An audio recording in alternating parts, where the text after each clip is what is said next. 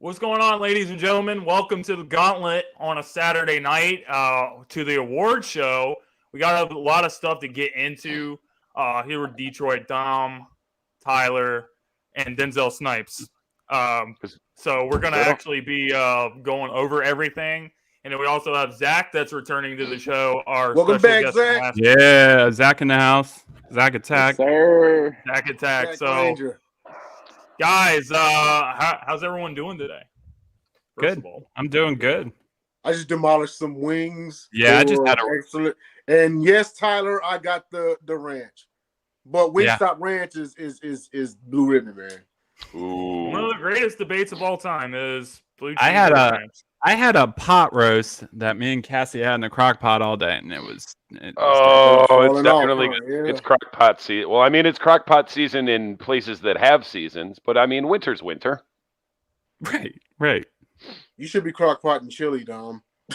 I was actually I'm gonna do something tomorrow, but then I realized Pro Bowl. I'm trying to brainstorm some stuff for next week. I'm gonna have a little superb owl party. 100%, guys. So, first of all, before we get into any awards, we definitely want to give a congratulations to the Cincinnati Bengals and the Los Angeles Rams for making it to the Super Bowl. All right. Before we get into anything, Zach, I know you wanted to share your thoughts about, what really happened in that game.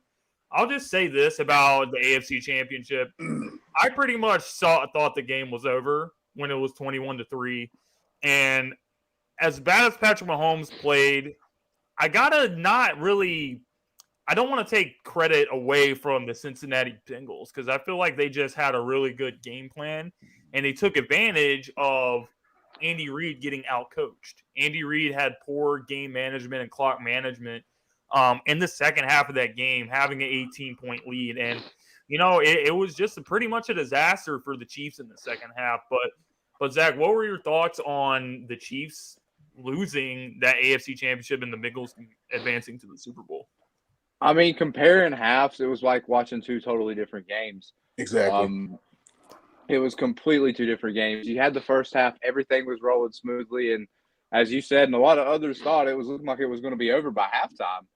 And pretty much, I think a lot of it goes to the adjustments that the Bengals made going into the second half defensively. I mean, they took away pretty much all of Patrick Mahomes' real wheelhouses and everything. And that man was constantly under pressure. I mean, he got sacked. Patrick Mahomes got sacked more times than Joe Burrow got sacked in that game. And crazy.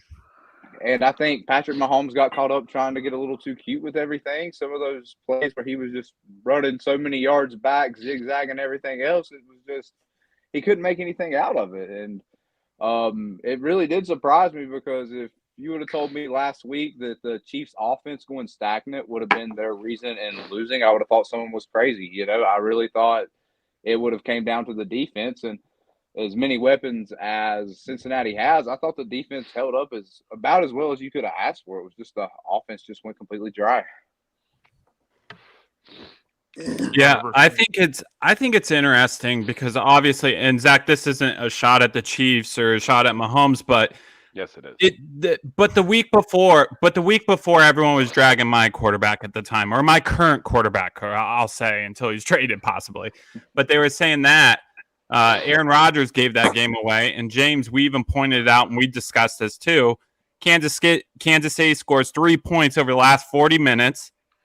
And then people are criticizing the way Rodgers was when you could say Mahomes lost that game because of his because of his play, and Green Bay lost because of their special teams. So it's interesting to me because to me it's just like he was like on cruise control in that second half. Right.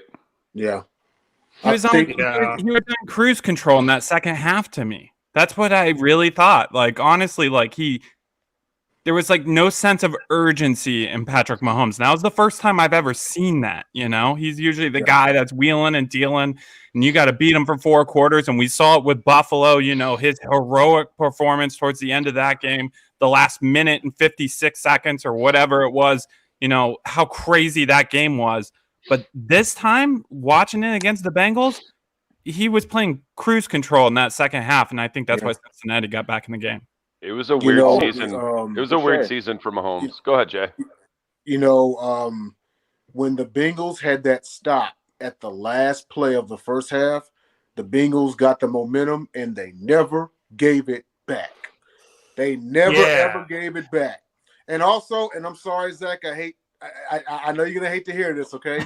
But it could be that... Don't apologize for your opinions. It could be that the Bengals just have the Chiefs' number. You do realize they beat them twice in the month of January, right? Right. Weren't you the one that said that just the other day? And I was like, damn, you're right. Yeah. Yes. And they beat them home in a way. The Bengals just had their number this year. They beat them in a similar style each game. Same way. While we're actually still on the subject, I want to ask everybody a question. So what Joe Burrow has done this season coming off of a torn ACL has been very impressive. He's showing that he's one of the best young quarterbacks in the game. So Joe Shiesty, if he goes and beats the Rams and wins a Super Bowl MVP coming off that torn ACL, are you guys going to say that he's the best young quarterback in the NFL? Or are we just being prisoners of the moment? Patrick Mahomes is still better than him? Or is he at least on par being as good as Patrick Mahomes at the very least? I'll say on par. I'm not going to jump the gun. I'm not going to jump the gun like everybody else and call one quarterback the GOAT after one season like they did Mahomes. Right. Right. At the end of the day, if Burrow wins, it was just his year. Now, him ascending, it remains to be seen. But as far as 2021 goes, he did his job. So, yes, I agree. He's not on Mahomes' level just yet. Burrow still has things he got to do. If he manages to win a league most valuable player before Allen or wins a couple more before Mahomes does, then we can say, okay, he's past Mahomes. He's the best young quarterback in the game. But you still got Herbert. Would you be willing to say that he's past Josh Allen if he wins the Super Bowl this year? If he gets a ring, I maybe say yes. Because, I mean, y'all know my opinion on Mahomes and Josh Allen, and I always get crucified for it. But I've got, as far as talent and ceiling, I've got Mahomes right there, and Josh Allen is right there as well. And then Burrow kind of right there with Josh Allen. I don't disagree with that at all. Yeah, I think, and Raylan just commented on what I was basically about to say. I think I still have to put Mahomes there because of the consecutive AFC Championship appearances and constantly putting his team in a position to get there. I think what Joe Burrow did this year is astounding, right? Like, that offensive line sucks. I thought that was an issue. He got hit more times in the pocket than any quarterback in the National Football League. He got sacked more than, second most in the National Football League. Like, their offensive line is trash. And, your favorite set of stats. Exactly. And they have a bunch of cap room so they can make moves and bolster that offensive line. I thought Zach Taylor was going to get fired this season. So I apologize to him because he secured his job. We should all apologize. We should all apologize right now because we all picked them last. So on 3, sorry Bengals. 1, 2, 3. Sorry Bengals. Sorry Bengals. But I was gonna say Marvin was there 145 seasons. So he was there. He was a dinosaur, and he couldn't win a playoff game. And then Zach Taylor, has this year that they win 3 games to get to the Super Bowl. It was just amazing. Sometimes it'd be like that, and I honestly swear that unknowingly somehow that Bengals team got charged up for people finally open their eyes and taking a look at them. I mean, we all picked them to be last. I don't know anyone on earth that even picked them as a dark horse to do anything. Once the playoffs started, me and Jay were talking about it. And we were like, "What about these Bengals?" Yeah, right. Because remember, it's a great story, and I love it. We'll get into all the awards later on and, maybe elaborate on this take. But we all know that the Cincinnati Bengals are the team that we expected the Cleveland Browns to be. And I'll leave it at that. I will definitely leave it at that. So that's going to take us the other day, I was dying because it was so true. we're actually going to go into our first award. So our Here we first go. award, guys, is going to be the NFL Catch of the Year. Hey. And without further ado, guys, here's the nominees. Let's go. Bit of a low snap. Tannehill. Flag is out. Tannehill will throw down the field. Give me that. Helmet. Julio Jones catches Phenomenal it. concentration by Julio Jones. We're going to say he was bound off the helmet. That's his personal highlight of the whole season because the rest of the year he was a ghost or a corpse. These officials with this great bloodline. Oh, man, dude. Murray's the best. Julio Jones, who people will talk about him as a receiver, but how he can't get no tutties in that end zone, in that red zone, man. Yeah. That's going to haunt him. It's going to haunt him for so long. That was Mark sick. Andrews had a great season this year. Yeah, what a Oh, beast yeah. he was this year. Yeah, I mean, you can't even say he came out of nowhere, but he definitely stepped up his level of play. Kyle Pitts. Mandrews, yeah, Mandrews, nice, man. It's Kyle nice Pitts. catch. Is this going to be offensive pass interference because he had the arm back? This is incredible. I was kind of iffy on Kyle Pitts, but then Kelvin Ridley had whatever his issues were. What he played like 2 games and then sat out the rest of the year. Yeah. Pitts did He had that on some his mental own. health stuff going on. Yeah, that's what it was. Isn't it amazing, though? He has that breakout game in London a couple.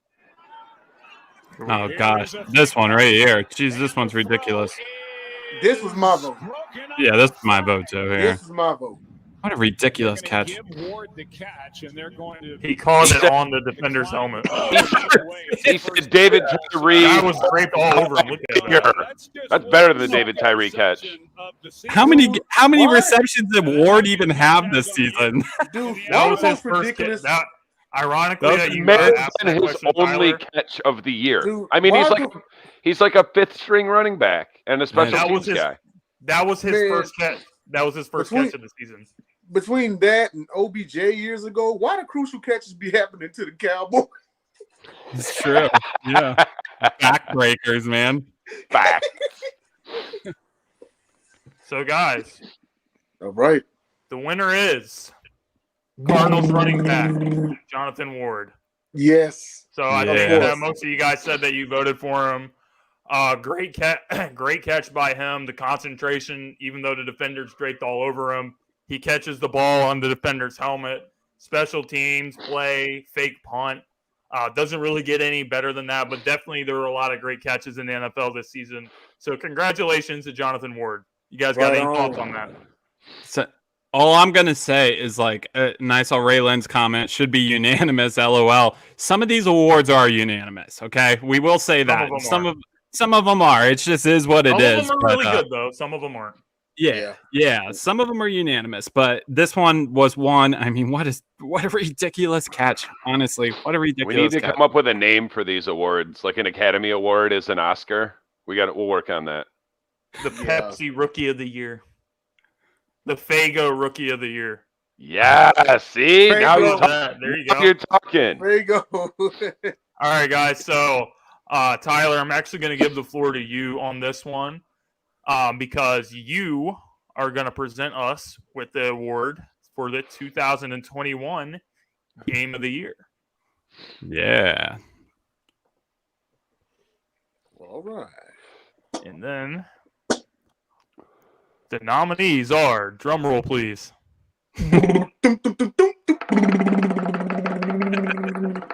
So we got the Packers and the Cardinals mid-season. We have the Lions taking on the Vikings. We have the AFC divisional between the Kansas City Chiefs and the Buffalo Bills.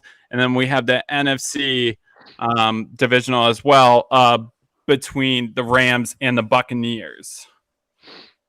And the winner is by a landslide, and it should be. It's the AFC divisional, of course, between the Buffalo Bills and the Kansas City Chiefs. We talked about it a little bit earlier. What an absolutely ridiculous game. Nothing but touchdowns, towards the end of it. That last minute 56 is probably maybe the craziest playoff last minute 56 I've ever seen. I mean, I didn't expect it. Credit to the Chiefs. A lot of people A lot of people hated on that playoff rule. I don't care. I've never had an issue with that rule, to be honest. That's on them. That's on Leslie Frazier and the defensive schemes that they put themselves in.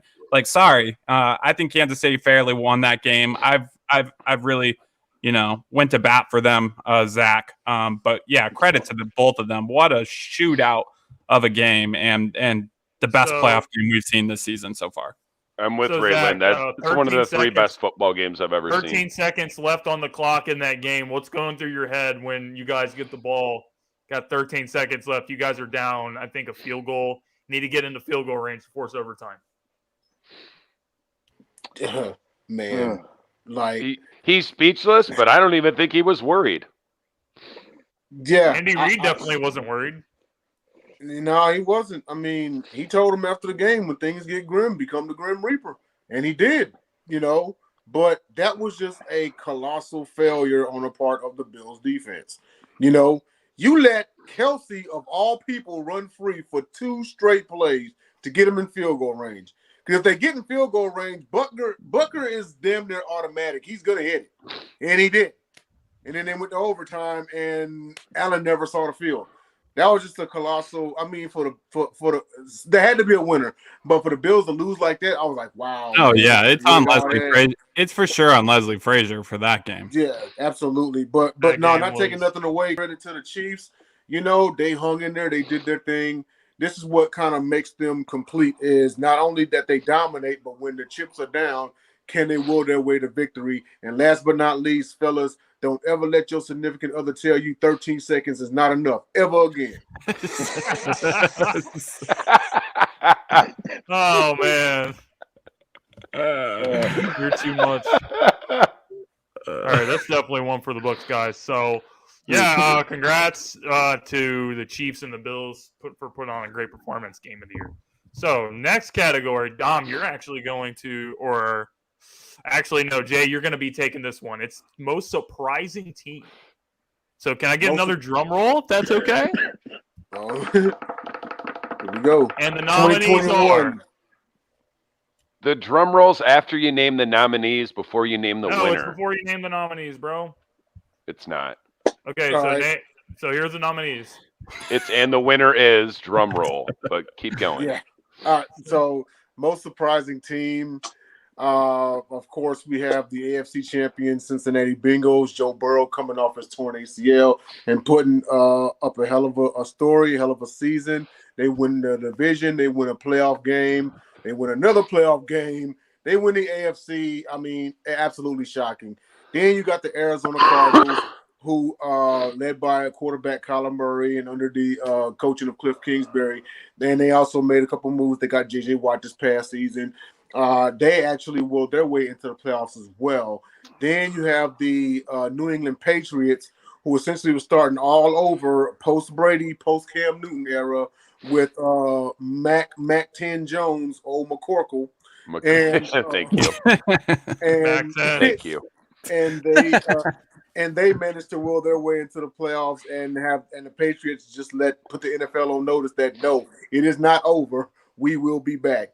Then you have Philly Jim's Philadelphia Eagles, who exceeded a lot of expectations this year. There was a couple of people who said that we ain't gonna say no names, but they said the Eagles would only win 5 games. 5 games. Yep. It was me. It's fine. I've got great takes. I've got plenty of terrible ones. That was one. Hey man, but good for y'all. But the Eagles not only under Jalen Hurts not only managed to make the playoffs, but they won the trade war because they have a first round pick selection from the Indianapolis Colts. So those are your 4 2021 NFL most surprising teams. Absolutely. Definitely some great nominees. And the winner of this is obviously the Cincinnati Bengals for what they've done, not only in the regular season, winning the AFC North. I don't think before the season any of us said that Cincinnati would be where they are in the playoffs, winning that division. We all picked them last, didn't we? Over Cleveland, Pittsburgh, or Baltimore, any of those 3 teams. But don't feel bad. A lot of people picked them last. They won the division and so much more. They won the AFC, and possibly they're going to win the Super Bowl. And if they do, winning the first ring for Cincinnati, I can just attest to that as a fan that recently saw in the last few years what it's like to win your first ring. It's definitely an amazing feeling. So it'll be really interesting, guys. But the Bengals definitely proved everyone wrong. And as I said, the Cleveland Browns really underachieved, and the Cincinnati Bengals took advantage of that. So the Cincinnati Bengals actually are where a lot of us thought the Browns would beat. Yes. Because the Browns were supposed to be this great team, and a lot of people picked them. Browns champions in the preseason. Browns beat them twice this year, right? Browns beat them twice this year, right? They did. Yeah, I believe so. But going into the season, everybody had Cleveland or Ravens. I had Ravens winning the division. I had the Browns, so Cleveland was supposed I thought last year was their year, you know. Yeah, nobody picked anyone besides Cleveland or Baltimore. So this season, Cleveland was supposed to be it, and Cincinnati was supposed to be that other Ohio team. Have the tables turned. Right. Did it sound weird to anyone else at the beginning of this award segment when James said AFC champion Bengals? Yeah, it did. I mean, listen. It's been weird that we're even talking about like even when the Bengals got in the playoffs, we're still talking about the Bengals, and it's February. That's what my whole point was when they made the playoffs. I won't lie, I was hesitant because I was like, this team don't win playoff games. They don't win playoff games. It's just the new era, sir. Tyler, we actually had a segment where we were discussing like who would. We were on that Jay matchup, and you said in Indianapolis. These aren't the Marvin Lewis Bengals. Than the Bengals were. I said it on this telecast several episodes ago. Y'all seen it. I said the Bengals would steal a playoff game this year. Well, yeah, we both did. But I just didn't see them go playoff games. Hold on. I said it a couple weeks. I said they're going to win a playoff game, but then it's going to end. That's why I said. No, I said the exact same thing. Yeah, me too. This far. Yeah, me too. The Bengals have definitely I said steal one, and then they got Tennessee, and I said I don't consider beating Tennessee. To me, that's not stealing one. They stole two, and they beat the Titans. Well, no, I think they stole that one. The way that Tennessee played that game and had 9 sacks on Joe Burrow, they stole that game. Okay, the 9 sacks. The Titans were the number one seed. They had Derrick Henry coming back. Everyone. The Bengals stole that game. Tom. Team is one of the worst number 1 seeds in the AFC in 10 years. That might be true, but that's not how it was perceived by the media and everyone involved. Not me. Everyone was saying, the Titans saw that from a mile away.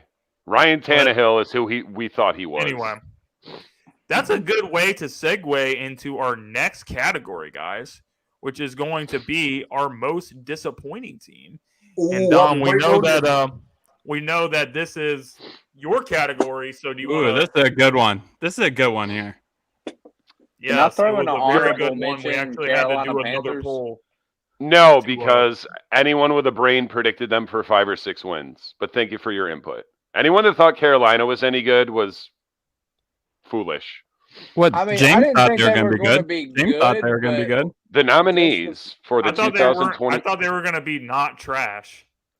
And the nominees for the 2021 most disappointing NFL team are. God, all these are good choices. Carson Wentz and the Indianapolis Colts. Should have been the only choice. Baker Mayfield and the Cleveland Browns. The slightly overrated defense of the Washington Commanders. Do we have to call them the Commanders now? Yeah, that doesn't. We have to call them the Commanders. It doesn't flow. It doesn't sound good. Is this what we waited 2 years for? Commanders. That was terrible. That's what you went with. And last but not least, the diva DK Metcalf and the Seattle Seahawks. Drum roll. Look at his that man had Geno Smith. Winner is the Cleveland Browns. Man, come on, man. This was close. It was close, though. It was really close. And listen, and Ray Lynn said in the closest vote of, I believe, all the voting for every award, this was the closest one. No, it was tied. Almost. Tied. It was tied. But I will say Raylan had a good comment too. He said the Seahawks, and I will say the Seahawks would have been a good choice too, especially because like guys like Jay on this set picked the Seahawks to win the NFC West this year. West. Same with Dom as well. So I know. So certainly understand. I knew the Seahawks were terrible. I just knew Pete was gone. Russell Wilson didn't even miss that many games with that injury. I can't even believe he's still there. Can't believe that gum chewer is even still there. Geno Smith almost beat Pittsburgh. Let that sink in. Geno Smith, bro. I wish I knew his middle name just so I could call him out by his full government name. I'm gonna I thought Eugene Smith. But I thought what the Browns did in the offseason, and I thought all the moves, having a good draft, getting Joke in the draft, getting all these pieces, they were getting healthy. That offensive line is one of the best in football, if not the best in football. Like it's top 3 at least. So you ready for this? You have all those. Geno Smith born Eugene Cyril Smith III. Cyril, like the crazy brother from Oz with the sock puppet. Oh yeah. Jay knows. The rest of y'all are like, Definitely. To be honest with you guys, I voted for the Indianapolis Colts. Same Big here. surprise. But my reason is this: what did we hear the entire time where there was all this drama with the Eagles and Carson Wentz, and the Eagles did Carson Wentz wrong. Blah, blah, blah. Doug Peterson's the problem. Everyone but Carson Wentz is the problem, so there's no accountability there. He goes to Indianapolis, and then there's this narrative of Frank Reich making him look like an MVP candidate in 2017. Everything's going to go back to the way it was. He had a decent year. Honestly, he had a better year than he did in 2020, but it's not really hard to do because that was the worst football he's ever played.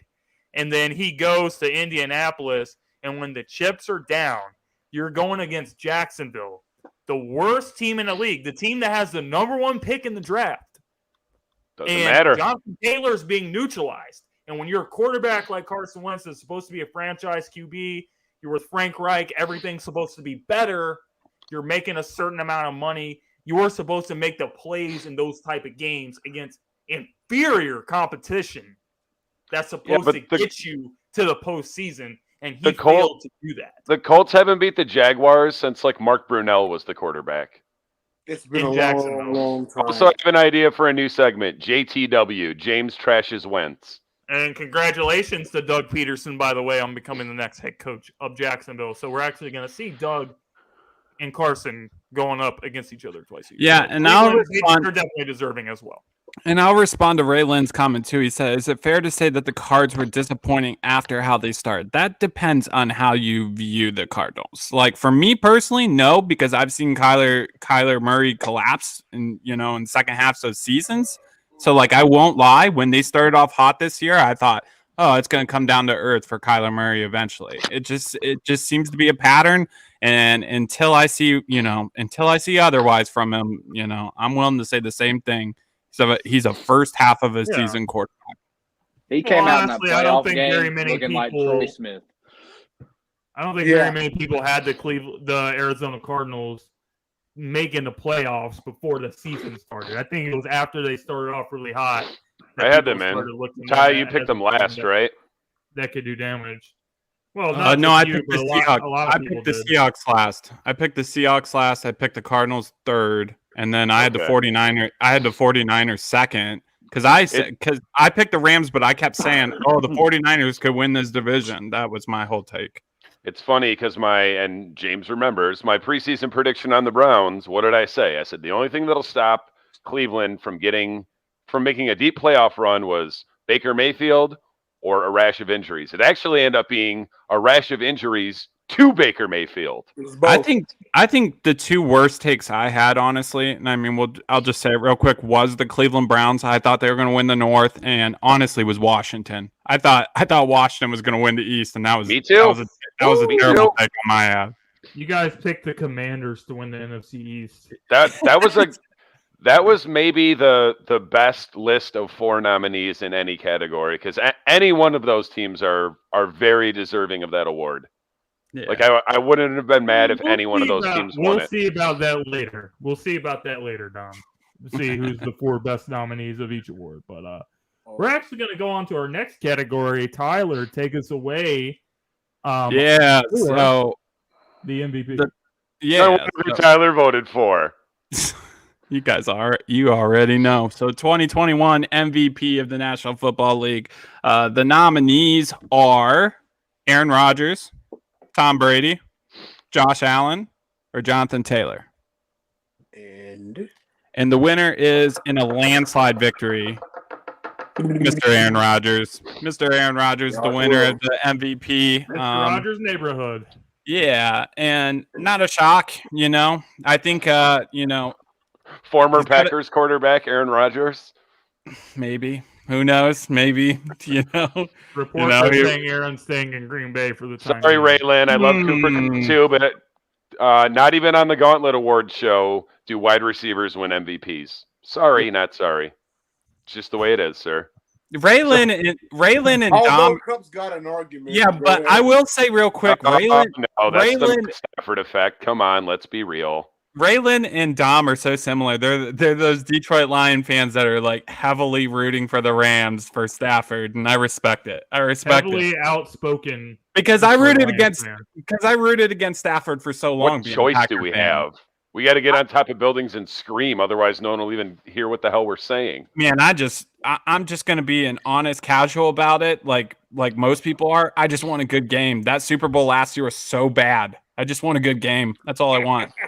Super Bowl was terrible last year. I've been saying that for all of my Super Bowl watching life, and that was what pulled me in on that. I don't even remember what Super Bowl that was or what year, but the second Bengals-Niners was the 89 Super Bowl. And that was a really great game. In the back of the end zone. Yeah, but I'm pulling up in my Packers stuff, for the Super Bowl. As you should with the Chiefs, the Texans, the Eagles, the Lions. Yeah, got to represent still. Yeah. I wore a tuxedo for the award show. So is that what you got on? Tuxedo shirt? It's a America tuxedo. I really feel as though all these guys are like somewhat have an argument. Jonathan Taylor was carrying the Indianapolis Colts this year. There's no doubt about that at all. But when it was all said and done, when he got shut down, obviously we saw the impact that it had on the Colts. And they really couldn't do anything without him when he was neutralized. It really sucks that he's going to get hurt next year. Is the most efficient quarterback that we've ever seen play the game. You guys can hate him or love him or whatever you want to say, but he is the most efficient with the ball. He does not make mistakes. He's not turning the ball over. I want to say he had 38 touchdown passes this year and like 4 interceptions or 5. His lifetime touchdown to interception ratio is just ridiculous. It's probably been quite a few years since I can't remember who it was. Maybe more than I know most of you guys don't like him, but I believe it was Colin Cowherd who said it's to the point with Rodgers where he's so efficient. Like I think Aaron Rodgers really cares a lot about his touchdown to interception ratio. Like to the point where he's almost like a little bit too careful at times. Like I get it, don't throw a pick, but it's like sometimes you got to go for it and risk, because it's the polar opposite of Brett Favre. That dude would just throw the ball. Yeah, but even, and I love gunslingers. Aaron Rodgers has always been known as a careful gambler, a smart gambler, right? Yeah. He takes the shots when he gets the free plays. Like he's really calculated with how he plays. He has one of the best dumb counts and literally in the league. Literally in the league. He gets people off sides all the time. He gets them to jump. Yeah, as far as that goes, I had him and Breeze almost neck to neck like years ago, but it's Rodgers definitely. Yeah, I remember having that debate with everybody, and I would always tell people, you're crazy if you take Drew Brees over Aaron Rodgers. You put Drew Brees. Brees is just really accurate. Field, and Sean Payton is a great offensive Detroit, mind. Chicago, he's not going to have the same results. But if you put Aaron Rodgers in a dome, where he goes to Florida, North Carolina, twice a year, Atlanta, also in a dome, guy's going to light you up. 100%. Yeah, that would be crazy to see Aaron Rodgers on a dome team or a warm weather team. Well, I will say 37 touchdowns and 4 picks for Aaron Rodgers. I will say what's interesting about Green Bay right now is that, just to add on to this, since we're talking about Aaron Rodgers, is that they are trying to get Rich Bisaccia right now for special teams. That's what that's what they're trying to go all in for. They're trying to overspend, to get a special teams coordinator in here that can actually do his job. So, I mean, maybe that's why the reports are coming out that Aaron and Devontae are going to stay. I mean, I have my own reasoning. I still think they're going to leave. I just do. I don't think the numbers are going to work. But if they do stay, I think a big reason will be, because they go out and they get, they make corrections and you get to bring in a new special teams coordinator. Absolutely. What's next? All right, Dom, you are back up, and it is 2021. Hang on a second. Before you do that, we're at the halfway point of the show. Dom, you want to let them know a little something? About the Score No Score app? I would love to. Huh? Yes, sir. Yes. Remind them about the Score No Score app. The Score No Score app is super cool. You can go and download it in the App Store. It's in-game betting. The coins are really cheap. You can it's football and baseball now, right? Basketball part of it? No, football and baseball. Football, baseball. So you have, and I guarantee you, because people love to gamble, I promise you there are in-game and prop bets for tomorrow's Pro Bowl. You can bet on, the first touchdown, the first 15-yard run, the score at the end of quarters. It's cool. Go check it out. Score No Score. All right.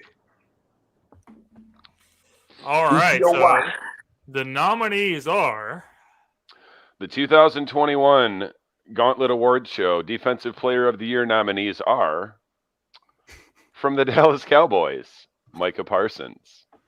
From the Pittsburgh Steelers, TJ Watt.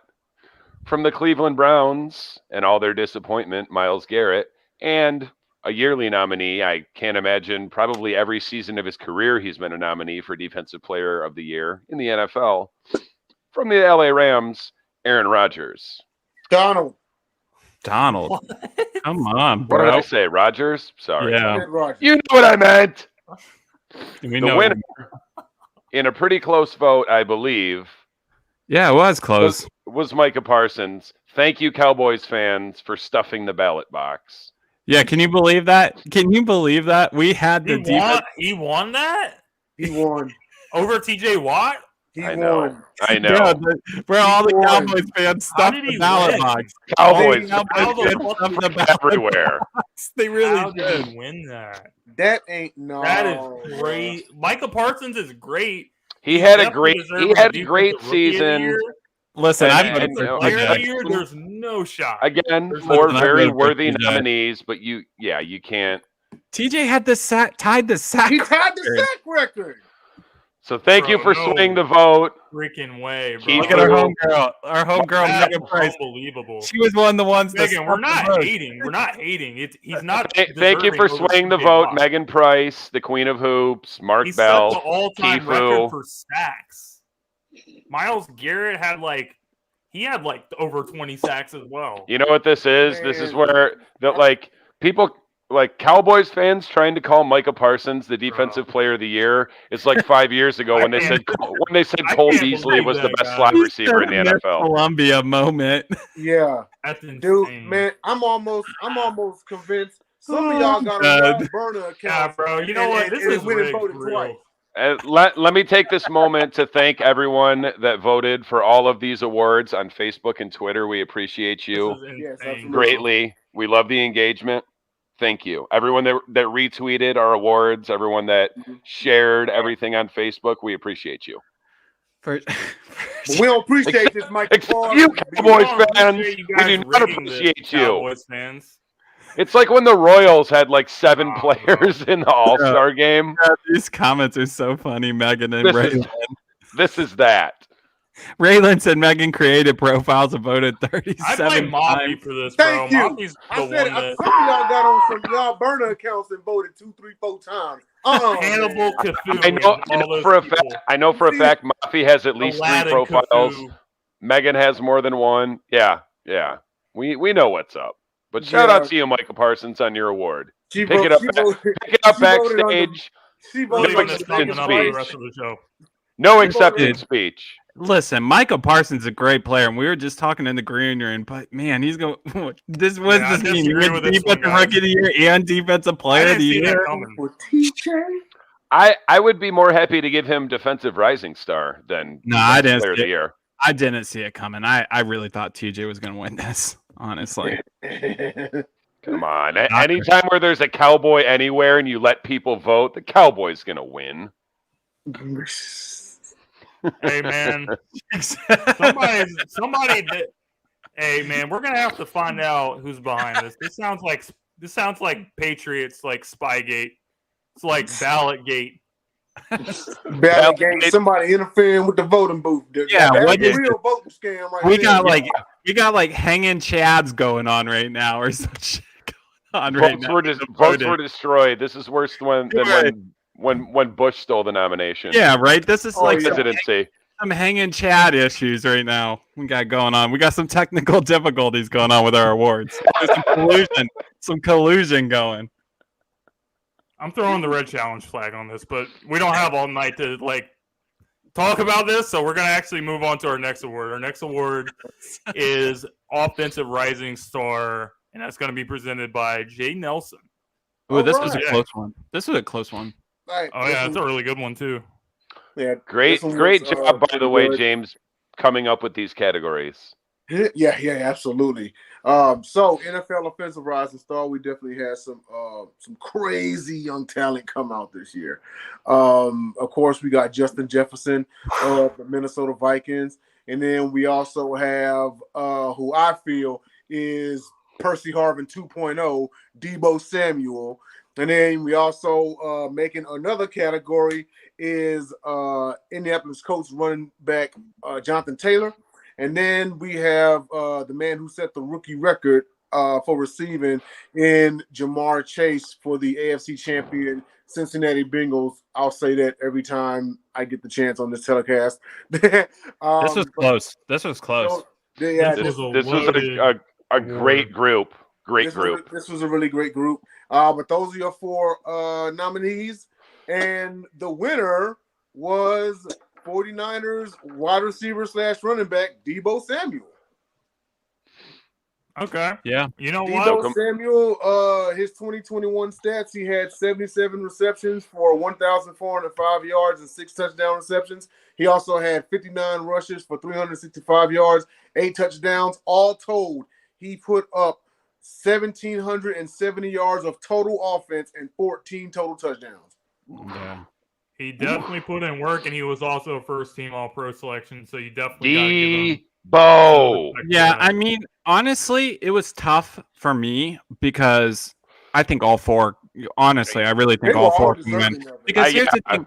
Because here's the thing. Like, just playing just, and I mean, Tom, you know too, and Raylan knows too, because they're obviously in the North too. Like Justin Jefferson is special. I hate playing Justin Jefferson, but so good. Deebo Samuels, he's one of those Swiss Army knives, just like Cordell Patterson was, for example. Cordell Patterson. No, I'm talking about Cordell Patterson for the Falcons. They're those Swiss Army players. Yeah, they're those Swiss Army players. Like, I mean, he had 1,559 receiving yards. He had 502 rushing yards, and he had 16 total touchdowns. He's a Swiss Army knife. Yeah. Patterson did? Deebo did. Oh, Deebo. Patterson did. Patterson didn't have the numbers he did, but Patterson does the same things as Deebo does. It's funny because I used to call Cordell. I used to call Cordell Corda because he's dumb, and then Cordarrelle Patterson could be Cordarrelle because the reason that he's a Swiss Army knife now is because he is mentally incapable of developing a route tree. Please don't sue me, Cordarrelle Patterson. You're a great player, great athlete. Just work on your route tree. That's all I ask. Yeah, those are the guys you want on your fantasy teams, though. Yeah, guys. Jimmy G. A lot of people, Raylan, didn't realize Deebo was like top 4, top 5 in receiving yards and all those rushing yards. Well, nobody realized that he was a first-team All-Pro selection. He said he didn't realize. First-team All-Pro selection, that means you're recognized as one of the best players in the league. But at the same time, guys, my vote was 100% Jonathan Taylor on this one. Ooh, you voted for him? I voted for Debo. He was a clear MVP candidate. He rushed for 1,800 yards this year. He had around 300 receiving yards. So when it's all said and done, over 2,000 yards from scrimmage and 20 total touchdowns for the season. And like Ray Lynn said earlier, the Indianapolis Colts, when he rushed for 100 yards, were 9-1, and they were 0-7 when he didn't. It's just a shame he's going to get hurt next year. So that's the biggest thing. You know, everything that he did for that Colts team coming into his second year, he really showed that this guy is, without a doubt, a workhorse running back and going to be playing at an elite high level for many years to come. But I love Jamar Chase and Justin Jefferson. They put in the work too. Debo had an outstanding year, so I'm not entirely too disappointed that, you know, Debo comes out on top. Well, he was a first team All-Pro. I'm going to say this, even though this doesn't tie too much to award, because obviously I'm going off of season stats because that's how we do it. We judge it on the season. But if you look at the playoffs, when Debo got hurt, right, in that game against the Cowboys, he was banged up, and then he comes back the next week against Green Bay, and, you know, he's hurt in that game. He comes out of the tunnels in the second half and returns a kickoff to the 50-yard line. Like, what's so crazy about Debo Samuel is he just can do everything. He can do everything. He's in and out so much. He's not out of a lot of snaps in general. So, you know, it's just crazy. Like, those players, just like Raylan was talking about as well in the comments, you know, those Pattersons and Samuel, those are the guys you want on your fantasy team for a reason, because they're literally in the game the whole game almost. Megan, I'm not wishing injury on people. I'm accurately predicting it. What did I say in the preseason about Derrick Henry? Any one of my esteemed co-hosts can tell you. What did I say about Derrick Henry? He was going to get hurt this year. Yeah, you did. Every elite running back has got hurt for the last 3, 4, 5 years. Every single freaking one. Hey, Tyler. Well, it looks like we found a worse curse than the Madden curse, and that is the Dom curse. Curse. Real quick, I'll own that shit. To your point, Tyler, is Debo, he been taking snaps in the backfield probably because Mostert had been on IR all year. So he actually won't be asked to do so much next year once Mostert comes back. I know you hate hearing that name. I'm sorry. Hi, Elijah Mitchell, 970 some rushing yards this year. I'm sick of the Elijah Mitchell. Not even disrespect, just. What's one step up from lack of disrespect? Mostert's not on the 49ers anymore. Mostert's not on the 49ers anymore. Raylan says he's not a star. He's on IR. What did they do with Trey Sermon this year? Was he hurt all year, or in and out of the lineup? That San Francisco O-line is so good. You can put anyone back there. Yeah. It's like Dallas in the 90s and Denver in the late 90s, early 2000s. Like, it's borderline. It's borderline. I see what Raylan's saying. It's borderline 25. It's borderline. I gotcha. Yeah, if you're 26, you're not a young rising star. But yeah, 25 and under. Next year we'll rename it the Raylan 25 and under star. We'll have Raylan on next year. The Raylan Award. 25 and under star.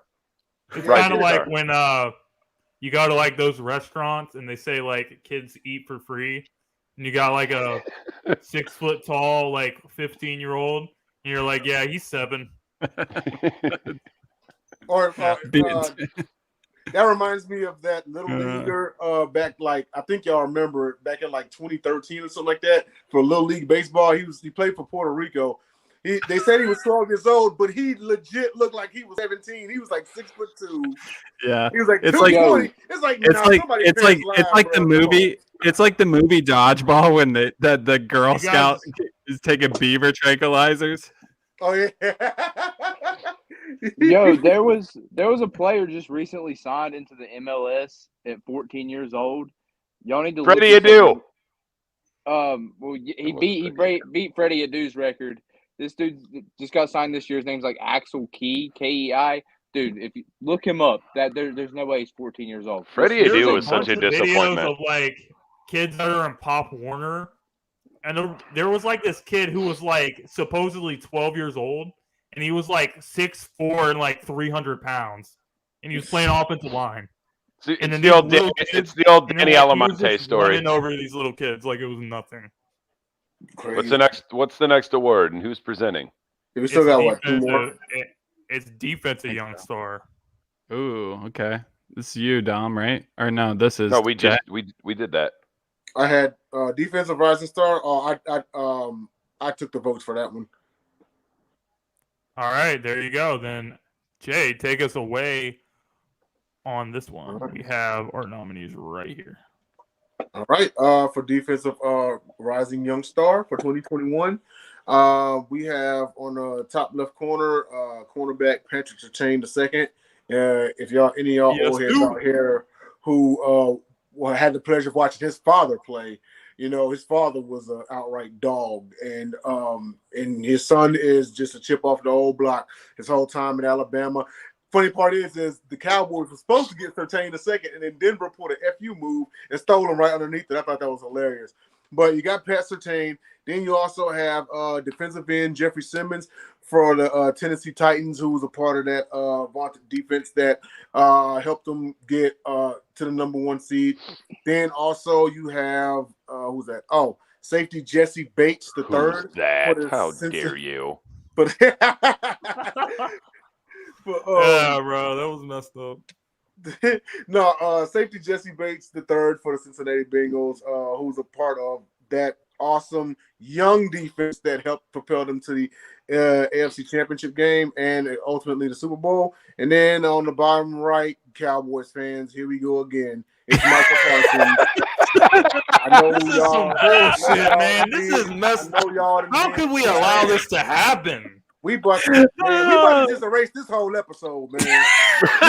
How can we allow this to happen? Stop. None of us. It was none of. It was. He won 2 awards. I'm coming to AP dresses. Hold on. What's so funny is that none of us voted. Bro, I'm pissed. I'm pissed. I voted for Parsons. He deserves this award. He did not deserve Defensive Player of the Year. This is BS. And the I know winner, there's kids watching. And the winner curse. is linebacker Micah Parsons. On the year, he had 64 solo tackles, which ranked 43rd in the league, but he had 13 sacks, which ranked 6th, and he had 3 forced fumbles tied for 13th. He probably is deserving of the 4, but damn sure not over TJ Watt for DPOY. I'll argue with anybody on that. Okay. He deserves this. He deserves it. I'm not taking anything away from him. But yeah, Micah Parsons was a stud. He's easily the best defensive rookie in the league, and he's gonna be a huge problem for years to come. His speed, he goes sideline to sideline. He does everything. He can rush the passer. Micah Parsons is elite. He's definitely gonna be winning future defensive players of the year. But one thing I gotta bring up though is Jeffrey Simmons had an outstanding year, and I don't think that he's getting like the recognition. Oh yeah, under the radar for sure. He had 12 tackles for loss, and he had 18 quarterback hits. So this guy was definitely getting to the quarterback early and often. He was getting sacks. He was being productive. He was affecting the run game as well. So I think Jeffrey Simmons is a great piece of the Tennessee Titans defense that they're going to be able to build around, and he's going to be really good also for many years. Jesse Bates was my pick. He's the best safety in the league, not named Minka. He might just be the best safety, period. The Gauntlet Awards sports show brought to you by the Dallas Cowboys fans and their votes. Man, this is... I believe it, Raylin. I believe it. Hey, man, we're going to investigate this. You got to call the feds on that much. I'm going to call the league officials right now. How many did Beyonce win the Grammys in one night? Wasn't it like 6? We need you to investigate Megan Price. Did Beyonce win? Did Beyonce win 6 Grammys in one night? Right? Ew. Okay, bye. Was that Beyonce or Adele? No, I think Beyonce. Won 6 in one night before. Michael Parsons stealing the show here tonight, guys. Check the IP addresses. That's all I'm saying. All right, guys. What else? Are you guys ready? Are you guys main event? Oh, here we go. Are you guys ready for this? Yeah. Are you guys We've been ready doing this for like 10 months. Let's do this. This is the grand finale. Yeah, here we go. I need a real drum roll for this, baby. Let me get something good. Let me get something spicy.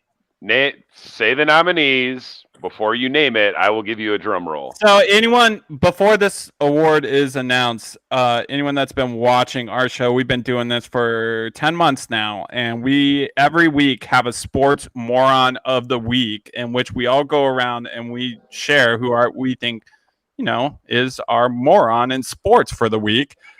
So based off of, all of our data of who's been selected week after week after week, we have come up with 4 candidates for Sports Moron of the Year. Bro, I'm so hyped for this. This is gonna be amazing. You let me know when you want the drum roll. I got you. All right, so the nominees are Browns quarterback Baker Mayfield, Good list. Such a good list. former Raiders head coach John Gruden, Ben Simmons, the so-called point guard of the Philadelphia 76ers that's already been fined $19 million a year and blames everybody for his problems, even though he sucks. Oh, this list is so good. Of course, the great This is the Urban best list. Meyer. Big Pimpin' Maya. This is the best list for sure. Let me get a real drum roll for this. Let me get a real drum roll for this.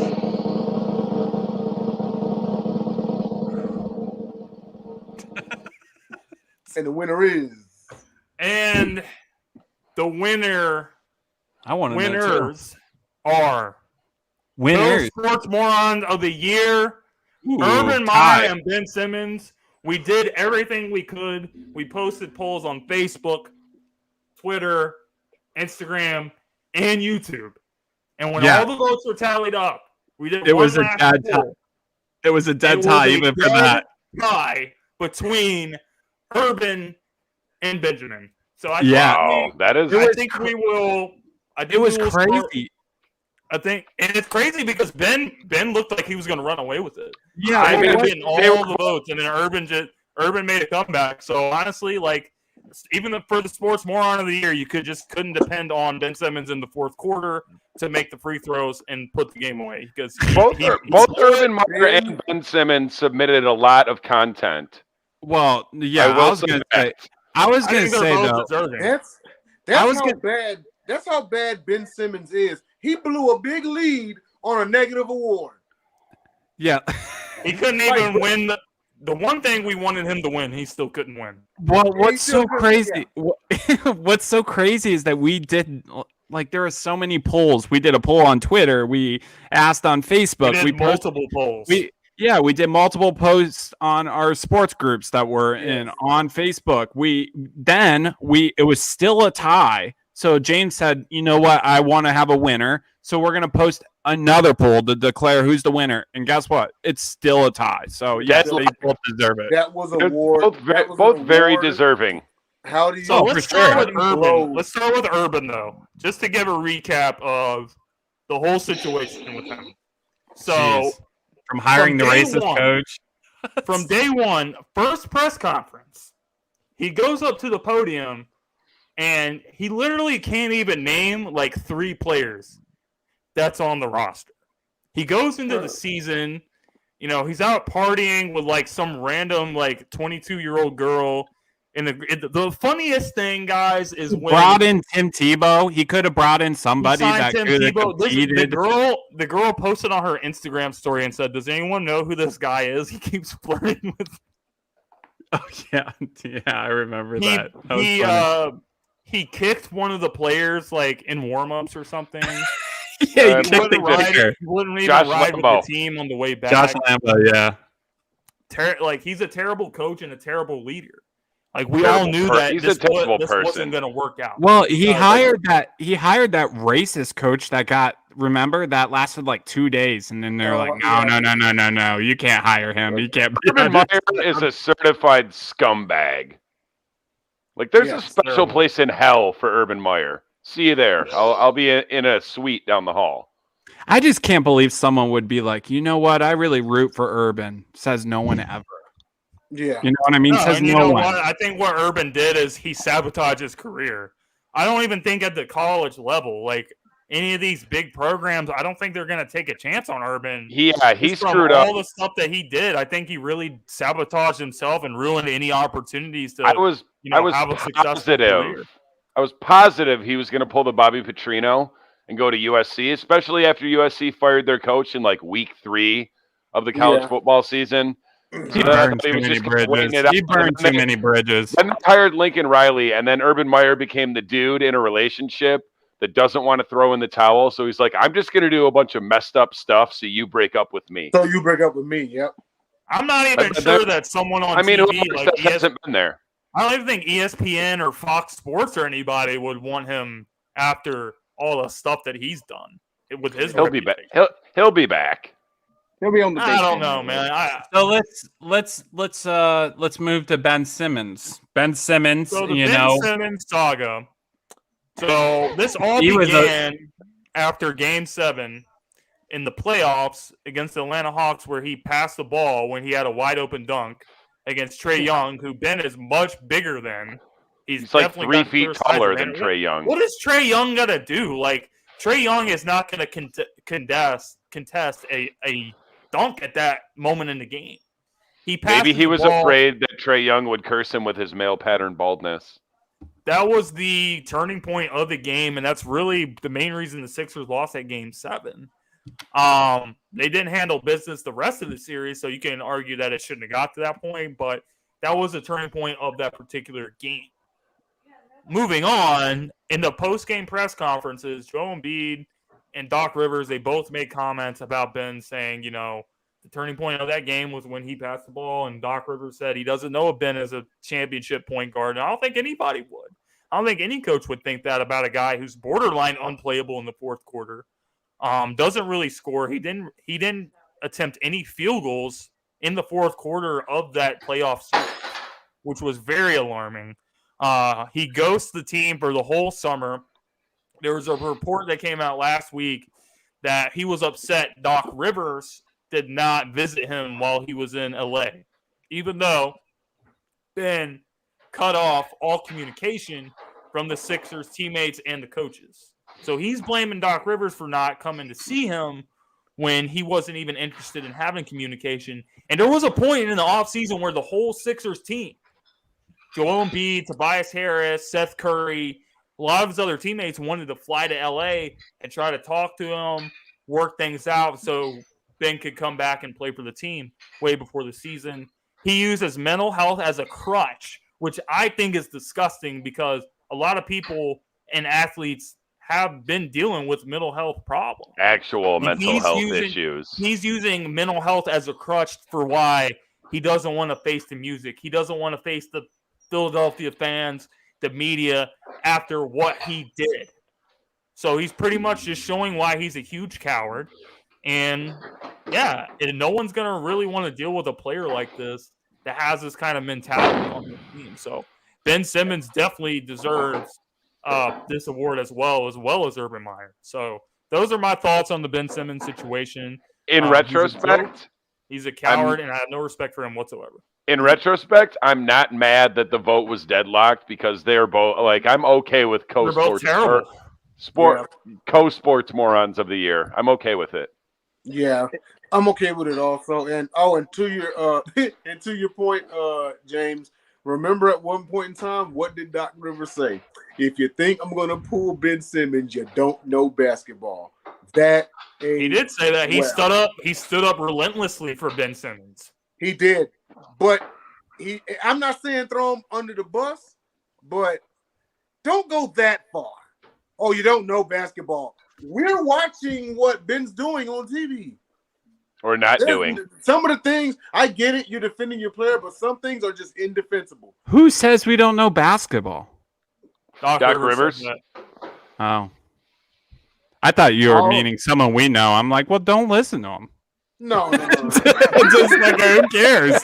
I was about to say, who cares? I don't care.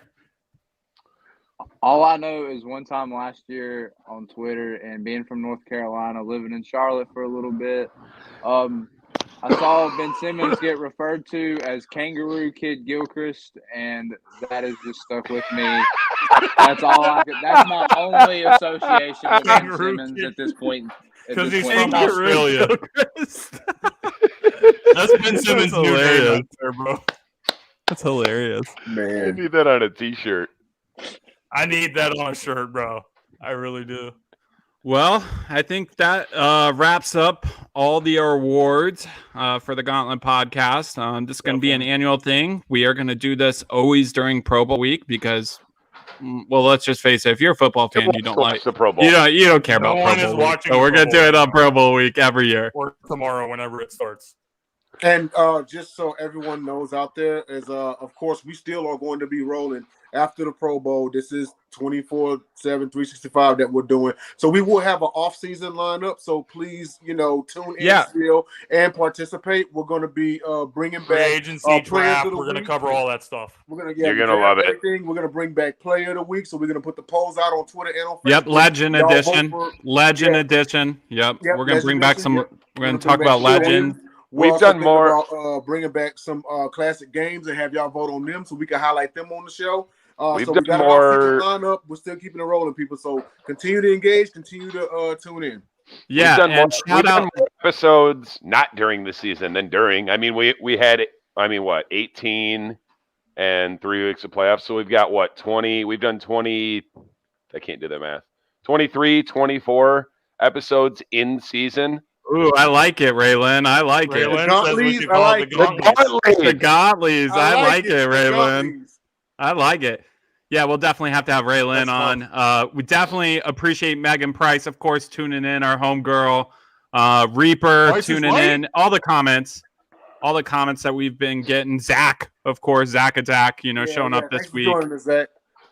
Yeah, thank y'all. Appreciate for it. Definitely feel Appreciate free to come all back you guys. anytime, bro. Absolutely. Come back anytime. So next Saturday, we're appreciate gonna, of course, we're gonna discuss Super the Bowl, bowl. baby. Yeah, we're gonna discuss the bowl. The Next, superb owl.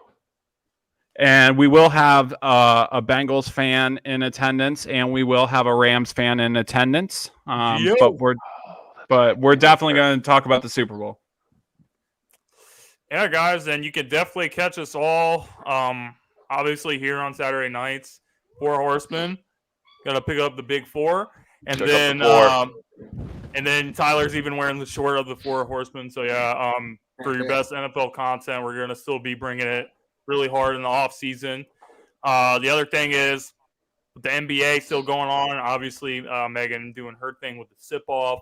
You guys can check that out on Thursday nights, I believe, and then the Also the NBA as carousel. well on Yep. Monday. So I'm actually taking my talents to South Beach to get on the carousel for the first There time we go. covering the Sixers. Yeah, So, you can gonna see be all really 4 fun. of us on both of those shows.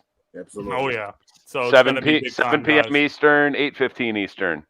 Back to back. 100%, guys. So with that being said, shout out to the Sideline Sports family for supporting us, and shout out to Score Up Score app. Make sure you guys hop on that for the Super Bowl, compete against your friends, everything like that. With that being said, guys, we will see you guys next weekend for our Super Bowl show. See you there.